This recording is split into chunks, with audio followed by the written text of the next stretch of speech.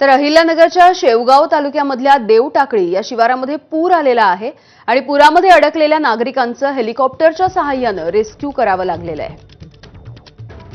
त्यामुळे मोठ्या प्रमाणावरती या ठिकाणी झालेल्या अतिवृष्टीमुळे आता पुराचं साम्राज्य निर्माण झालंय आणि पुन्हा एकदा धाराशिव असेल, अहिल्यानगर असेल या सगळ्या जिल्ह्यांना मुसळधार पावसानं झोडपून काढलेलं आहे। अनेक ठिकाणी नागरिक अडकून सुद्धा पडलेले होते। अचानकपणे काही ठिकाणी पाण्याचा विसर्ग करण्यात आलेला होता। त्यामुळे अचानकपणे पाणी वाढलं आणि गावागावामध्ये जे लोक अडकून पडले होते त्या नागरिकांचं रेस्क्यू आता हेलिकॉप्टरच्या सहाय्यानं केलं जात आहे। अहिल्यानगरच्या देवटाकळी परिसरामधली ही दृश्य आपण बघतोय।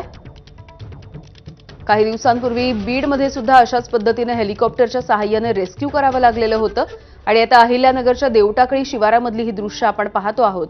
पुराच्या पाण्यामध्ये अडकलेल्या नागरिकांचं रेस्क्यू करण्यासाठी, त्यांची मदत करण्यासाठी चक्क हेलिकॉप्टर बोलवावं लागलेलं आहे। सुनील भोंगळांचे प्रतिनिधी माहिती देत आहेत। सुनील, आपण बघतोय पाण्याचा प्रवाह प्रचंड आहे आणि यामध्ये अडकून पडलेल्या नागरिकांसाठी आता हेलिकॉप्टर मागवावं लागलेलं आहे।